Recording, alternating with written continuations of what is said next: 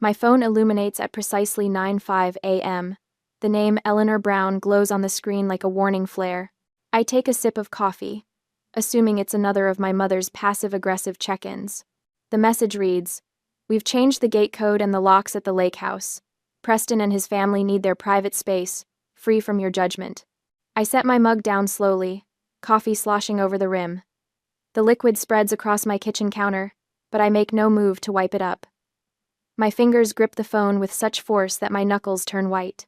The initial stab of hurt lasts only seconds before a cold, analytical clarity takes its place. Private space, judgment, changed locks. The words arrange themselves like financial data points in my mind. This isn't impulsive. This is calculated. Before typing a response, I slide my laptop closer. My fingers, steady now, navigate to the emergency credit card statement, the one I keep available for Preston's occasional crises. There it is, a $5,500 charge from Boat and Marine Supply, dated 3 days ago. Just great, I mutter. I open Instagram next, scrolling until I find Melissa's latest post, a sun-drenched photo of Preston standing proudly beside their motorboat, his arm around my nephew's. Her caption reads, "So proud of Preston for working so hard to protect this. Family legacy for our boys." Family legacy. The lake house that sits on the deed of the Brown Family Trust, while the mortgage lives exclusively in my name. I take another sip of coffee. Now cold. The bitter taste matches the realization forming in my mind. This isn't a misunderstanding or a family squabble. This is coordinated theft, clear as the spreadsheets I analyze daily at work. I pick up my phone and type a single word in response. Understood. Then I open my banking app and navigate to the automatic payments section. 6 years of $2,200 monthly payments. 72 transactions totaling $158,400, not counting property taxes, repairs, and Preston's endless emergencies. My finger hovers over the Cancel Automatic Payment button for only a moment before I press it firmly. The confirmation screen appears. "Are you sure you want to cancel this recurring payment?" I tap yes without hesitation. 6 years earlier, I sat at a closing table, pen poised over mortgage documents. The memory rises unbidden, sharp in its clarity. "You know Preston's credit is struggling," my mother had said, tears welling in her eyes. "Do you want your nephews homeless? What kind of aunt would that make you?" My father stood beside her, arms crossed, his disappointment a tangible weight in the room. He didn't speak, he rarely needed to. His silent judgment was always more effective than words. I had hesitated, the financial analyst in me screaming warnings about putting my name on a 30-year debt, while the trust held the deed. But the daughter in me, the one desperate for a nod of approval, a moment of belonging, had signed anyway. "It'll just be temporary," Preston had promised. 2 years max, Allie. Just until I get back on my feet. 6 years later, and Preston's financial irresponsibility remained the family's open secret, one I was expected to manage. I was the fixer, the responsible one, the walking checkbook who made the Brown family problems disappear with the stroke of a pen. Last Thanksgiving flashes through my mind. Aunt Claire cornering me in the kitchen while I rinsed cranberry sauce from serving platters. "Why is your name on the debt? But the trust is on the deed," she had asked, voice low enough that only I could hear. "It's fine, Aunt Claire." I had dismissed her concern with practiced ease. "It's all under control." She had given me that look, part pity, part frustration, before patting my shoulder and walking away. It wasn't under control. It never had been. The realization settles in my stomach like a stone. 2 days after my one-word text response, a certified letter arrives. I sign for it, thanking the postal worker. Inside is exactly what I expect. A default notice from First National Bank. The phone rings 20 minutes later. "Miss Brown? This is Thomas Reynolds from First National Bank's mortgage department. We've noticed your automatic payment didn't process this month." "Yes, that's correct," I reply, my voice calm and professional, the same tone I use in board meetings. "I've canceled the automatic payment." A pause. "I see." His confusion is evident. "Miss Brown, your payment history has been excellent for 6 years. Did you intend to make the payment another way?" "No, Mr. Reynolds. I intend to default." Another pause, longer this time. "Miss Brown, this will severely impact your excellent credit score." Perhaps we could discuss payment options or hardship programs if you're experiencing financial difficulties? I appreciate your concern, but I understand the consequences. Please continue with standard default procedures. I end the call and place the letter in a fresh file folder labeled Lake House. Then I pull out my personal credit report, adding it to the growing documentation. The stark reality of what I'm doing, the financial damage I'm inviting, should terrify me. Instead, I feel oddly liberated. My phone rings again as evening falls. Aunt Claire's name appears on the screen. I stare at it, throat tightening. She's the executor of my grandmother's will, the one person who saw through the family dynamics. I'll need her eventually, but not yet. Not until I've gathered every receipt, every transfer, every dollar I've poured into the Brown family sinkhole. I silence the call and set the phone face down on the counter. 6 years of fear, obligation, and guilt finally crystallizing into something harder, something with edges sharp enough to cut through the tangle of family manipulation. I'll make contact with Aunt Claire, but on my terms, when I have everything I need to reclaim what's mine. A week later, the receipts pile higher on my dining room table with each passing evening. What began as a stack of paper has evolved into a meticulous case file against my own family. I organize each document chronologically, starting with the first mortgage payment from 6 years ago. I create a new spreadsheet, fingers flying across the keyboard with practiced precision. The data tells a story clearer than any family argument ever could. Column A, date. Column B, amount. Column C, category. Column D, recipient.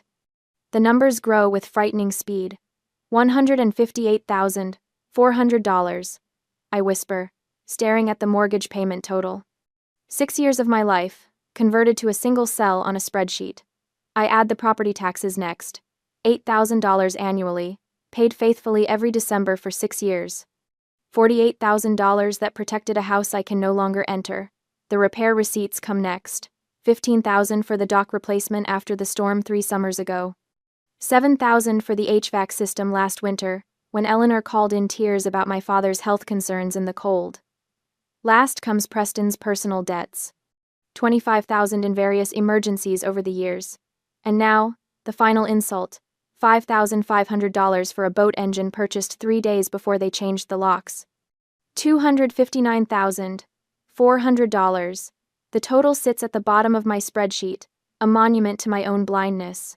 My phone vibrates against the table. Preston's name flashes across the screen. I consider letting it ring through to voicemail, but anger pushes me to answer. Hello, Preston. Hey, Allie. His voice carries that familiar false cheer. Listen, I noticed you haven't made this month's mortgage payment yet. The bank called Dad. I'm aware. A beat of silence. So, are you going to fix that? Because Dad's really stressed about it. I glance at the spreadsheet glowing on my laptop screen. Preston, I'd like to discuss the $5,500 charge on the emergency card. Oh, that. His voice shifts, defensiveness creeping in. Yeah, the boat engine died. We needed a replacement. It's an emergency card, Preston, not a toy fund. Come on, Allie. The familiar edge enters his voice, the one that signals I've failed to follow the family script. You know what? I'm here, taking care of Mom and Dad, preserving this house. You just sit in your apartment and judge everyone. It's just money, Allison. You make plenty. Stop being so meticulous. The word meticulous lands like a slap. I've heard it all my life. My precision with numbers framed as a character flaw rather than a strength. This conversation is over, I say, ending the call before he can respond. 20 minutes later, my mother calls. I consider ignoring it, but know she'll simply keep trying until I answer. Hello, Mom? Allison, your brother just called me very upset. Her voice carries that wounded tone that once would have gutted me. What's this about the boat engine? He spent $5,500 without permission on a non-emergency. Don't be so meticulous, Allison. There it is again. That word. He needs the boat. You're just focusing on the numbers. The numbers are rather significant, Mom. That's all it ever is with you. Numbers, not family. The call ends with her familiar disappointed sigh, the one that used to send me scrambling to make amends. Today, it only strengthens my resolve. 3 days later, I drive to the lake house. Not to confront them, not yet, but to retrieve the original HVAC installation bill I'd left in the desk drawer. The receipt in my records shows only my payment, not the itemized service that I need for my documentation. The spare key remains hidden in the fake rock by the side garden, just as it has since my childhood. Some things never change. I slip inside quietly, moving toward the office. Voices from the back porch drift through the open windows. Preston and my mother, glasses clinking as they enjoy the afternoon sunshine that my mortgage payments have secured. Who cares if she's upset? Preston's laugh carries through the house. She's our Alison trust fund. As long as the money hits, she can be as rigid as she wants. I freeze, half bent over the desk drawer. I know, honey. My mother's voice, softer but equally dismissive. Honestly, she doesn't really value family. She just values numbers. The drawer slides open silently. I grab the HVAC bill, fold it precisely, and tuck it into my jacket pocket. Neither of them notices as I slip back out the front door, locking it behind me. In my car, hands gripping the steering wheel, a strange calm descends. The hurt I expected doesn't materialize. Instead, a clarity I've never experienced before washes over me. This isn't a family dispute anymore. I whisper to my reflection in the rearview mirror. It's a financial analysis. The invitation to my father's 65th birthday party arrives the following week. Embossed cardstock featuring a golf course image and a request for an RSVP. I place it beside my laptop, staring at it while my spreadsheet glows on the screen. Instead of responding, I save the spreadsheet to a USB drive and tuck it into my purse. Then I open my email and compose a new message. To claire.vance@gmail.com. Subject: Urgent matter regarding the Brown family trust. The cursor blinks expectantly. I type a single sentence. Aunt Claire, I will be presenting a financial analysis of the trust at Dad's party. As the executor of Grandma's will, I believe you need to be there. I hit send without hesitation. The reply comes within minutes. I'll be there. We need to talk before then. Call me tomorrow.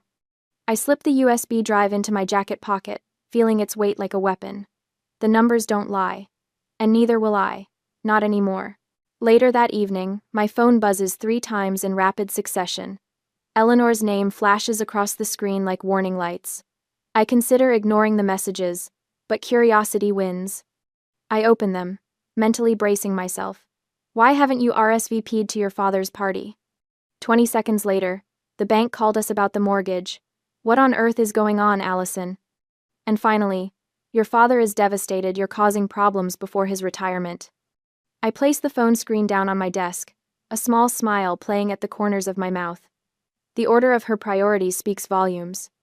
The party comes first, then the money, and finally, the emotional manipulation. Classic Eleanor Brown. My office phone rings. Not Eleanor this time, Richard. My father rarely calls directly, preferring to let my mother handle the women's business of family relationships. I answer with my professional voice. Allison Brown speaking. Alison. His voice holds the practiced disappointment I've heard since childhood. Whatever this is about, can't it wait until after my party? This is supposed to be a celebration. I twirl a pen between my fingers, focusing on the small motion to keep my voice steady. I'm afraid not, Dad. Some things can't wait. You've always been so meticulous about money. He sighs heavily. It's just money, Allison. Just money. $259,400 of just money. I'll see you at the party, I say, ending the call before he can respond. The next morning, I arrive early at Riverbank Coffee, a neutral location 20 minutes from both my apartment and Aunt Claire's house. I chose a table in the corner, away from other customers, my folder of evidence placed neatly before me. The bell above the door jingles, and Claire steps inside, scanning the room until she spots me.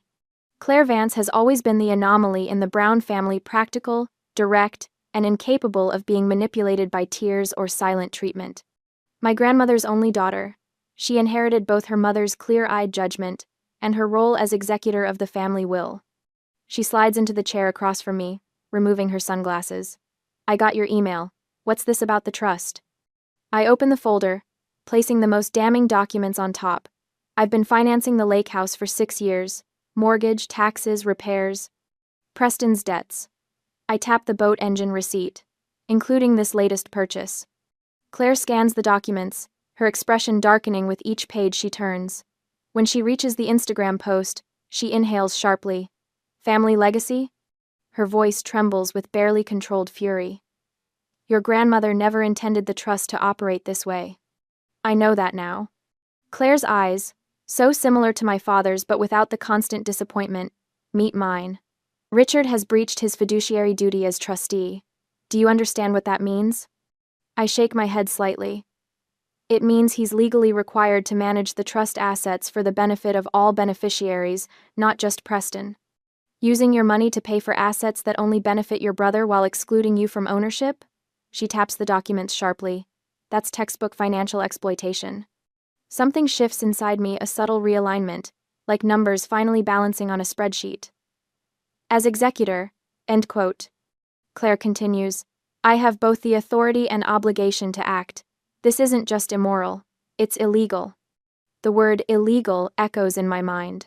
Not a family squabble, not an emotional misunderstanding, a legal violation with concrete remedies. What can we do? I ask. We can petition the court to remove Richard as trustee, force the sale of the lake house, and recover every penny you've put into it. Claire reaches across the table, covering my hand with hers. But Allison, this will change everything. They won't forgive you. They never appreciated me in the first place, I reply, surprising myself with the clarity of the revelation. 3 days later, I'm reviewing quarterly projections when my assistant's voice comes through the intercom. Miss Brown? There's a Preston Brown causing a scene in the lobby. Security is asking what you'd like them to do. My heart rate spikes, but my voice remains steady. I'll be right down. The elevator doors open to reveal Preston standing in the center of the marble lobby, his face flushed red. Several colleagues have stopped to watch the spectacle. Security guards hover nearby, uncertain. There she is, Preston shouts when he spots me.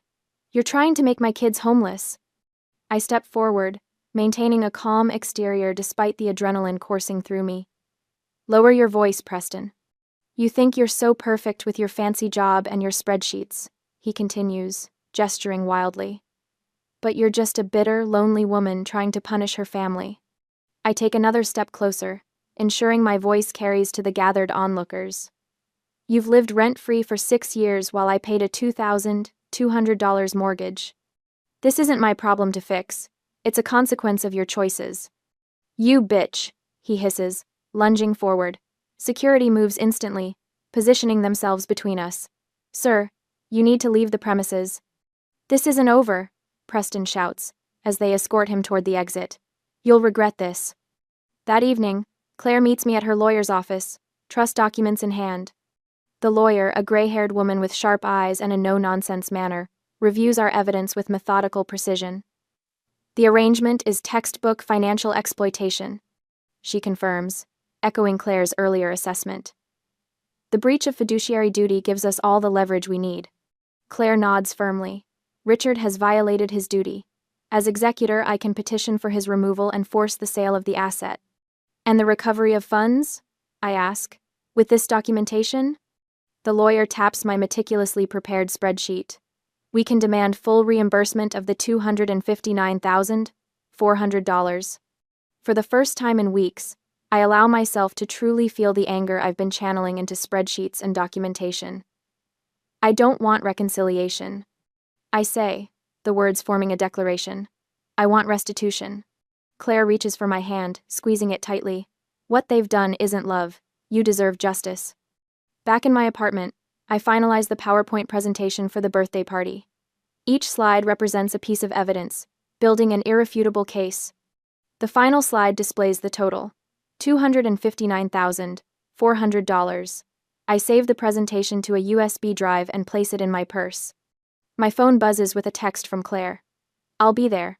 My lawyer is on standby. This ends now. Number 4. I stare at the message, a sense of power replacing the familiar weight of obligation. For 6 years, I've been a reliable ATM, a silent enabler of my own exploitation. But numbers don't lie, and financial analysts don't forgive bad investments forever. The USB drive catches the light, a small object containing a grenade of truth. Richard's retirement party will be memorable, but not for the reasons he expects. For the first time in years, I sleep without dreams of disappointing my father. Tomorrow I'll disappoint him on purpose, and it feels like freedom. On the celebration day, the retirement party for Richard Brown sprawled across the country club's main hall like a performance, each actor hitting their marks with practiced precision. I stood at the entrance, the USB drive a cold weight in my clutch. My fingers traced its edges through the fabric as I scanned the room. Preston dominated a circle near the bar, his laugh too loud, his gestures expansive. "Dad's legacy is in good hands," he announced to nodding acquaintances. "Family tradition matters."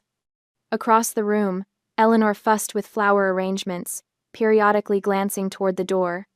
When she spotted me, her eyes widened briefly before her face arranged itself into a welcoming smile that didn't reach her eyes. Richard stood near the center of the room, accepting congratulations with rehearsed humility. 40 years at the firm, he reminded each well-wisher. Time to enjoy the lake house now. The lake house. My $259,400 investment. I made my way to a corner table, nodding at distant relatives who seemed surprised by my appearance. For 30 minutes, I sipped water and watched. Speeches began, colleagues praising Richard's dedication, friends recalling golf victories, Eleanor dabbing at tears that appeared on cue. The tech person, a college student hired for the evening, stood by the projector. During a lull between speakers, I approached him. "I have a quick presentation for the retiree," I said, passing him the USB drive. "Standard PowerPoint. Can you cue it up after this speech?" The young man nodded, inserting the drive. "Sure thing. I'll signal you when it's ready." Richard's eyes tracked the exchange, his smile freezing. He leaned toward Eleanor, whispering urgently. She straightened, face tightening. "Before we continue," Eleanor announced, interrupting the event coordinator, "we have a special gift for Richard." The coordinator stepped back, confused. Eleanor gestured to Preston, who strode confidently to the podium. He gripped its edges, flashing his sales manager smile. "Dad, we're all so proud of your career. This milestone belongs to our entire family." Preston's gaze fixed on me. "And we especially want to thank my sister, Allison, for all her quiet contributions to our family legacy, always supporting behind the scenes, never seeking recognition." Murmurs of approval rippled through the room. The attempted preemptive strike was clever, framing my financial support as voluntary generosity before I could speak. Preston continued extolling my selflessness, his tone suggesting saintly sacrifice rather than systematic exploitation. I maintained a neutral expression, though heat crawled up my neck. When Preston finished, polite applause filled the room. The tech student caught my eye and nodded. The USB drive was loaded, the presentation ready. I approached the podium, heels clicking against hardwood. Preston squeezed my shoulder as we passed, whispering, "Family first, right, Allie?" The microphone amplified my steady breath as I faced the assembled guests. "Thank you, Preston. Since we're discussing legacy and contributions, I've prepared a visual aid." I nodded to the tech student. "Let's review the numbers." The first slide appeared Melissa's Instagram post. Preston, standing proudly by the boat, his caption about protecting family legacy, projected 10 feet high. Gasps punctuated the sudden silence. My eyes found Aunt Claire in the second row. She gave me a grim, supportive nod. This post appeared 3 days after I received notice that the locks at the lake house had been changed. My voice remained professional, analytical. The same day, a $5,500 charge for a boat engine appeared on my emergency credit card. Richard pushed away from his table. "This is inappropriate. Today is a celebration." Eleanor stood beside him, hands fluttering. "Allison has always resented her brother's success. She's trying to ruin your retirement, Richard." Their desperate interruptions only confirmed what I already knew. They never expected me to speak publicly. Their weapons were private manipulation, whispered guilt, and family loyalty as a silencing tool. I clicked to the next slide.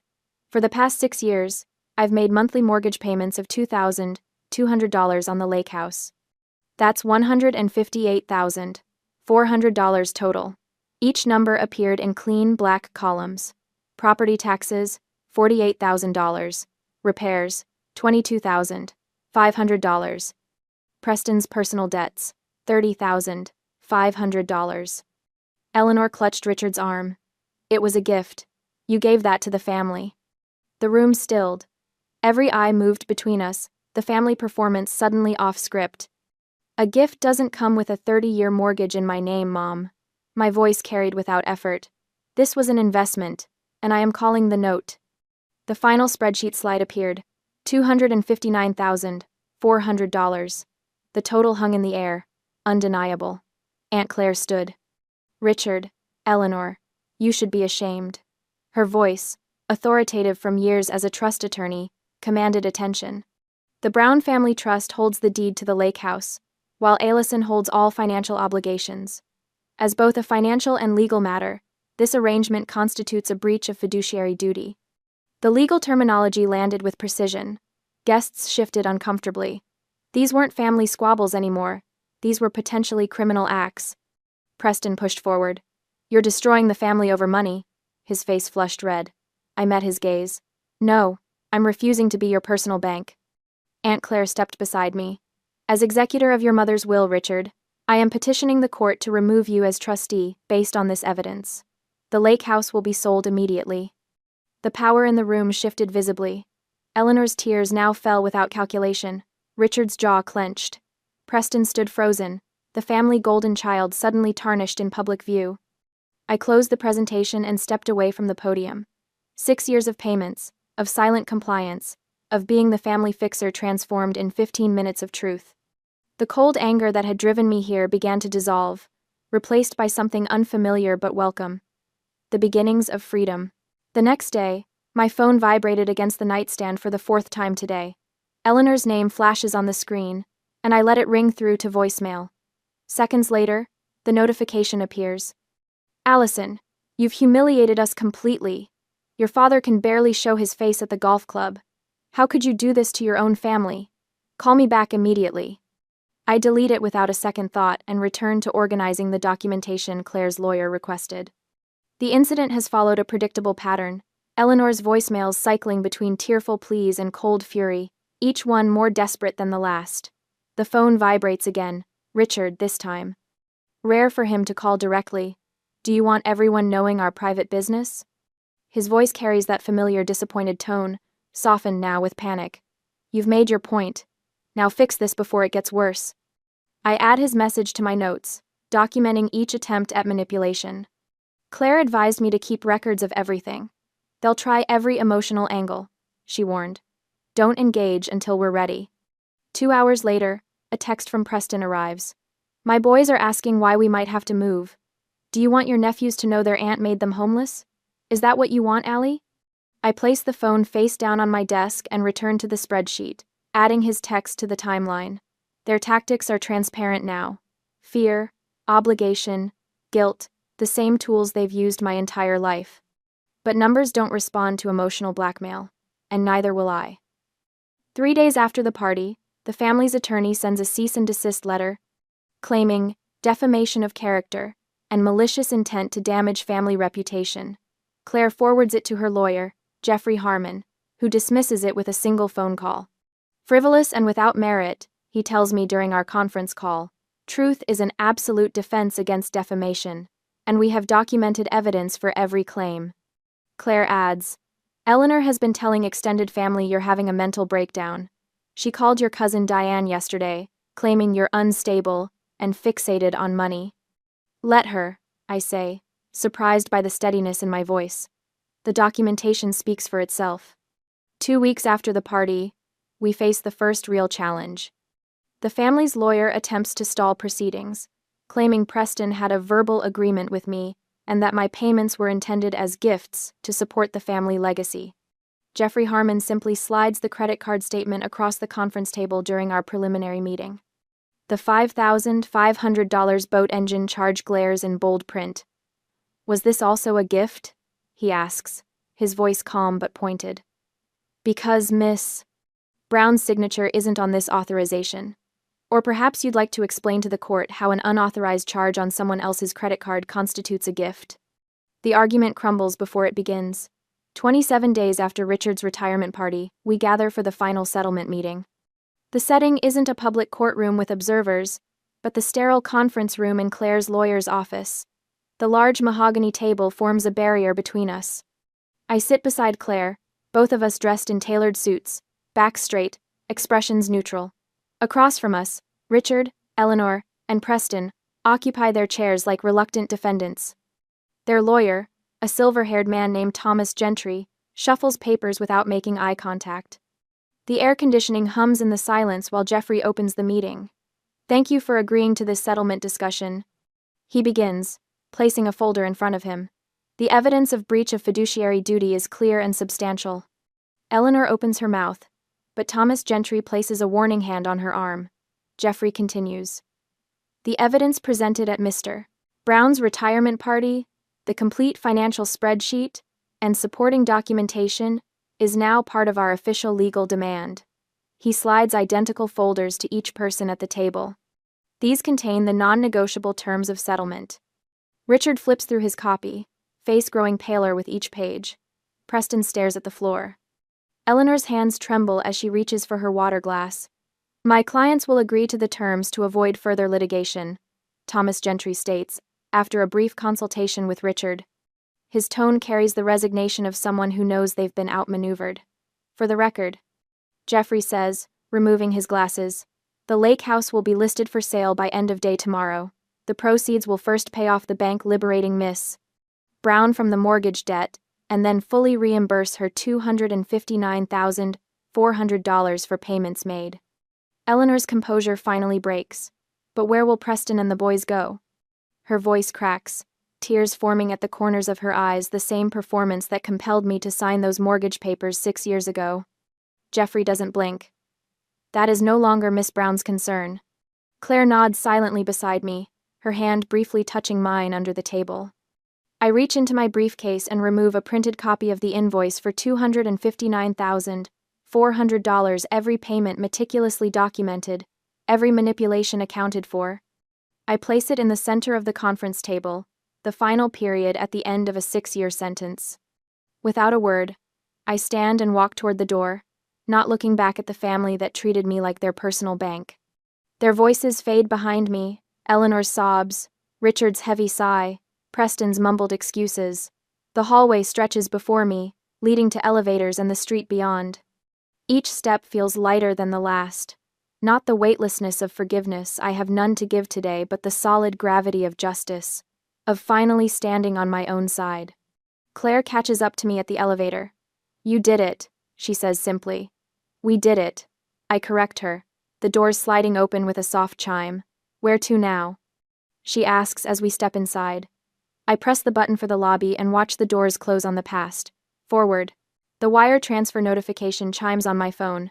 $259,400.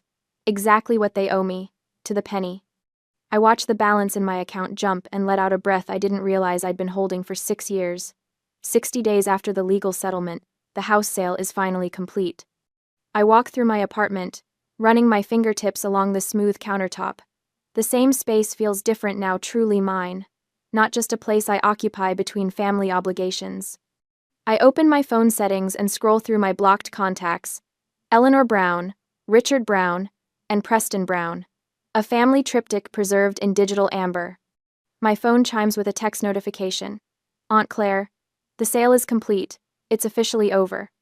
I type my response, the same word I sent to Eleanor that first day, but weighted differently now. "Understood.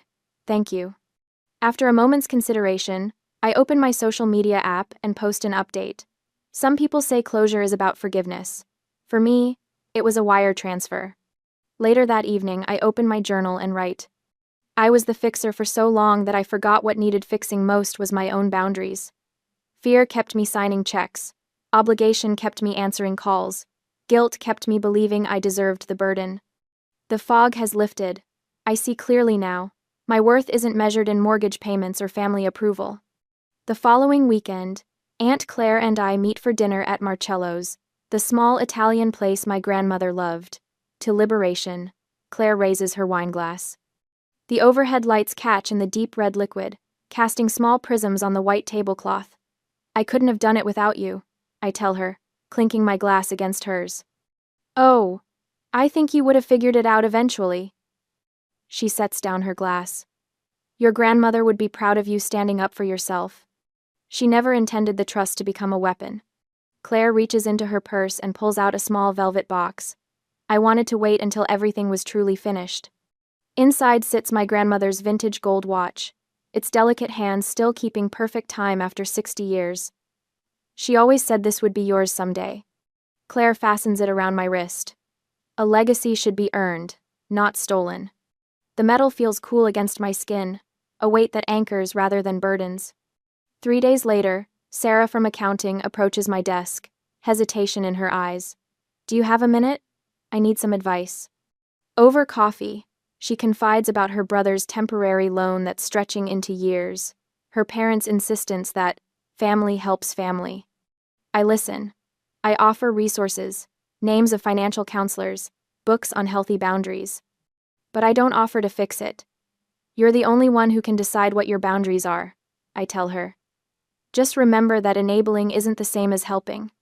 That night, my phone rings with an unknown number. My finger hovers over the decline button, but something makes me answer. Allison? My mother's voice, coming through a friend's phone.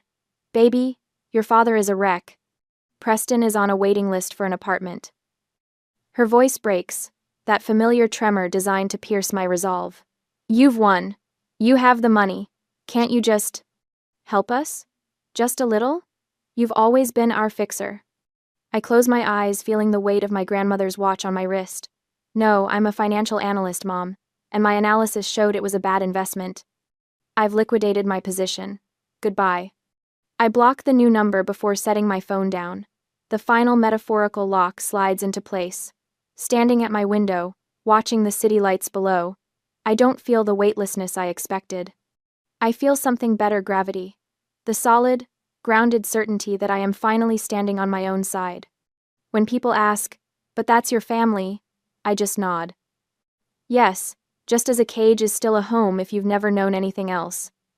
But I stepped outside, and the air out here doesn't demand I prove my worth.